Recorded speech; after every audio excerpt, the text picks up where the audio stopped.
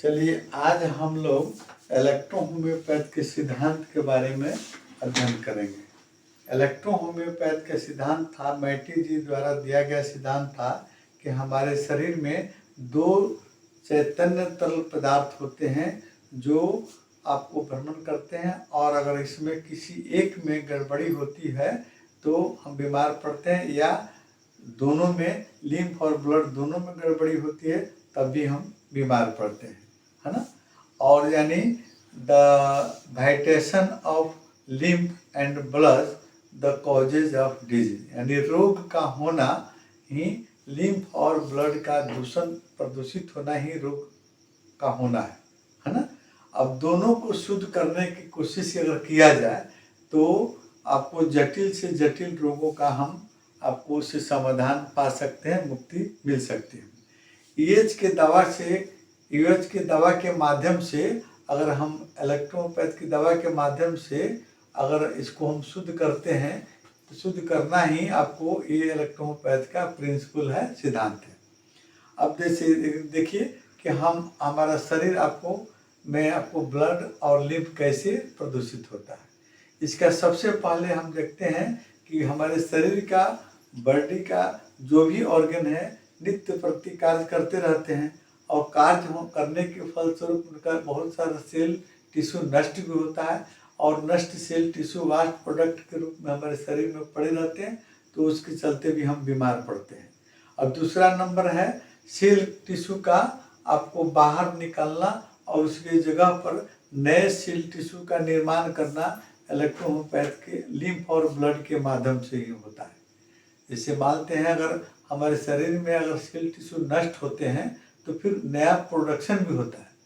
उन दोनों को शरीर से बाहर निकालना और उसकी जगह पर नए सेल टिश्यू का निर्माण होना, ये दोनों आपको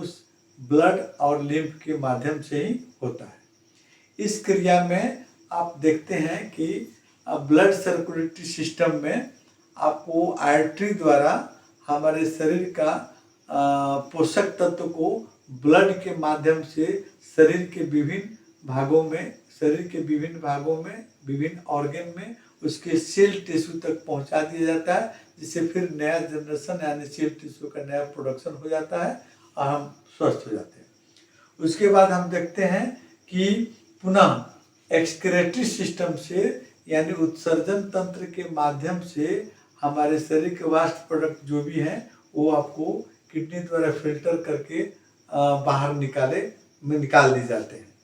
इस प्रकार हम देखते हैं कि लिम्फ और ब्लड, है ना, हमारे शरीर को आपको स्वस्थ रखने में, यानी हमारे लिम्फ और ब्लड हमारे शरीर के विभिन्न ऑर्गन में पोषक तत्व पहुंचाने और शरीर से वास्ट प्रोडक्ट को निकालने में लिम्फ और ब्लड का बहुत बड़ा योगदान होता है। इसके बाद हम देखते हैं कि लिम्फैटिक सिस्टम के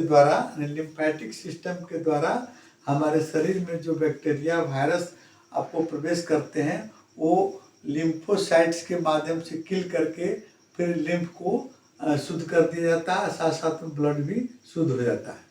ठीक है, अब यहाँ तक हम पहुँचे। अब हम देखते हैं कि हमारा लिम्फ जो अगर दूषित होता है तो कौन कौन से लिम्फ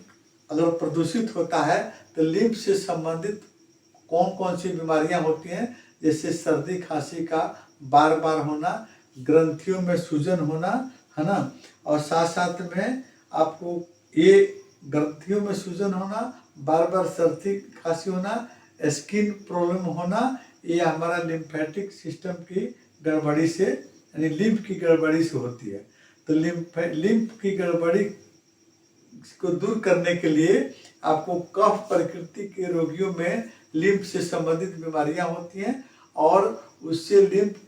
कफ प्रकृति के रोगियों के लिए स्क्रोफोलोसो ग्रुप बनाया गया जो हमारे ऑर्गन के क्रिया को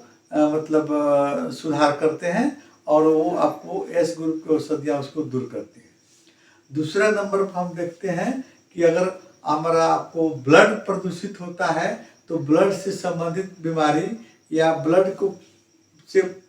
का प्रोडक्शन करने वाले ऑर्गन की बीमारी,